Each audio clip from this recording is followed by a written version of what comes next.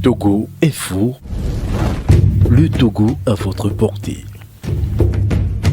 Au bout du silence imposé, c'est le titre d'une tribune publiée par le président du LDP le mardi 27 juin 2023. Dans cette tribune, Uro Akpo-Tchaniawo soutient qu'il n'y a aucune différence entre le gouvernement de Faure et Sozina Gnazingbe et celui de son père en termes de liberté.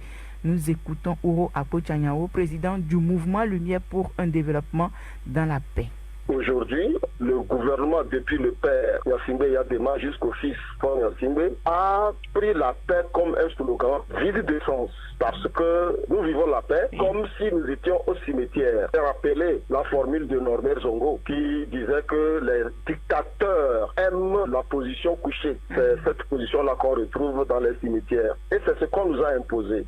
Parce que quand vous prenez ce qui arrive dans le cadre des affaires qui ont été jugées au niveau de la Cour de justice de la CEDEAO, le Togo a toujours été condamné pour les cas de violation des droits de l'homme. Ça veut dire qu'au Togo, violation des droits de l'homme est une constance, la fraude électorale et la violence politique une culture. Et c'est cette violence politique-là qu'on nous a imposé pour empêcher les gens de parler. Et j'ai évoqué le cas des journalistes et la fermeture de LCF. C'est une façon d'empêcher les gens de s'exprimer. Donc on nous impose un silence. Et aujourd'hui, quand vous prenez les conditions de réalisation des libertés publiques au niveau des partis politiques et associatifs, avec la restriction de l'espace des libertés. Donc, aujourd'hui, on nous a imposé un silence en lieu et place de la paix. Et j'ai évoqué la formule de Machiavel développée dans son livre Le Prince, où il dit que les hommes se vengent des petites offenses, les grandes, ils ne peuvent.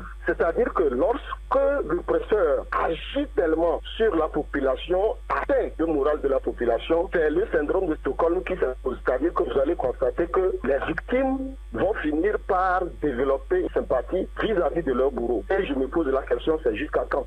Nous avons écouté Uro Akpo-Tchaniawo, président de la LDP, et parlant justement des élections régionales et législatives. Dans un communiqué adressé au ministre de l'administration territoriale, de la décentralisation et du développement des territoires, M. Payadoua Boukwissi, l'Alliance nationale pour le changement ANC demande une convocation du cadre permanent de concertation CPC afin de discuter expressément des anomalies relevées lors du recensement afin de doter le pays d'un fichier électoral accepté par tous.